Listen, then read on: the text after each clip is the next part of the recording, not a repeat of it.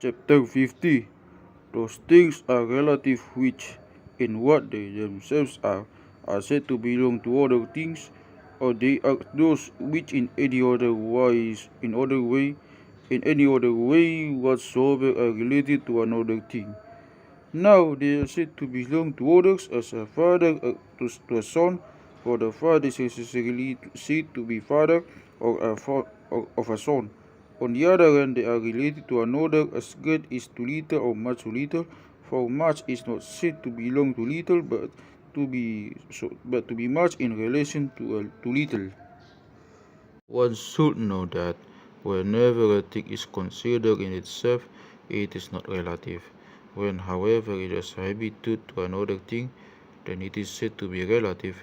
Here then is the sense of relatives, and here is their hypostasis, namely in their being said to be relative to another, that is to say, in their having a habitude to another, for it is the mutual habitude which makes things relative.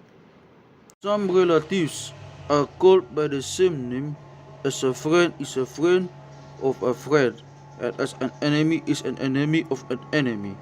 Others are called by different names, as a father is a father of a son, and as a teacher is a teacher of a pupil. And again, some things are relative by excess, as the greater is greater than the less. Others are relative according to the relation of the thing discerning to the thing discerned. A scientific knowledge is the knowledge of that which is scientifically knowable. For science discerns that which is scientifically knowable, or in other words, cognition discerns that which is knowable, and also sensation is a feeling of the sensible object. Placing is a placing of that which is placeable. Standing is a standing of that which can stand. Reclining is a reclining of that which can recline, and so on. Still others are relative according to the potency and impotency. They are relative according to potency, as are the thing heating and the thing heated. According to impotency, are the privation of potency, as when we say that the eye does not have the power to see the sphere without stars. Others are relative according to the relation between the cause and the thing caused, as a father is a father of a son. Proper to relatives is the fact that they may be affirmed conflictively. Thus a friend is a friend of a friend, then the second is a friend of the first. A teacher is a teacher of a pupil, and a pupil is a pupil of a teacher. It is also proper to relatives that they go naturally together. Going naturally together means positing and being posited together, removing and being removed together. Thus, when there is a father, there will definitely be a son, and when there is no father, there will be no son. For of whom would a son be? If there were no father, he does not have a son, will not be a father, and so the son is taken away when the father is, and the father is taken away when the son is. However, it is not his hypothesis which is taken away, but only the relation. Thus, even though he who was a son does remain, he does not remain as a son, because if he does not have a father, then how will he be a son?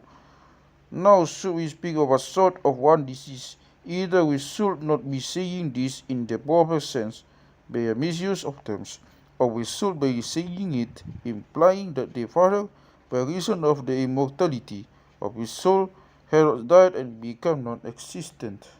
One should know that each category is a most general genus containing genera, subaltern species. Differences which divide the genera and constitute the species, most specific species in individuals.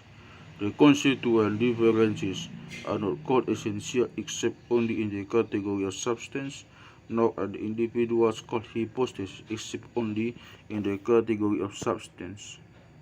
One should note that in sober a substance itself is a genus and has habitude to another, it falls in the category of relatives. Thus, genus is genus of species, and species are species of genus, and so they belong to the relatives.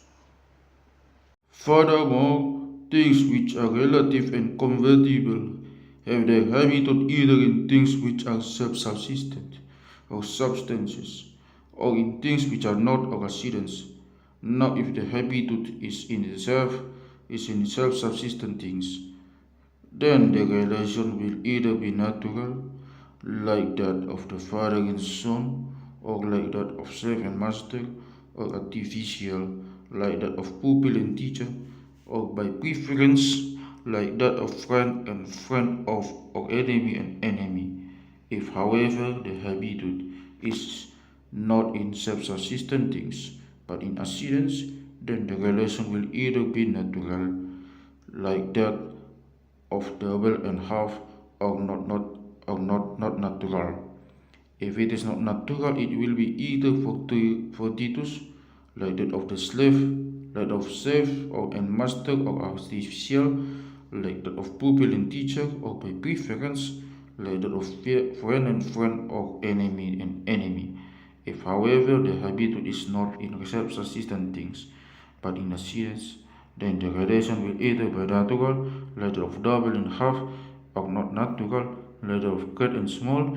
For this reason, is greater accidental than natural.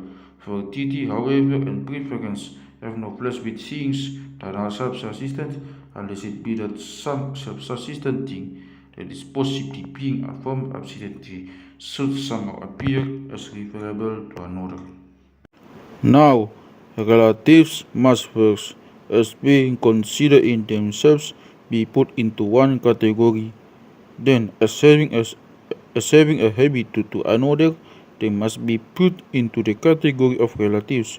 For a thing must first be without any relation, and then afterwards, relation must be considered in it. Habitat, which is the relation of one thing to another, is said to be disposition or affinity of things which are predicated either of substance or of things connected with substance. Such may be either natural or fortuitous or artificial or by preference.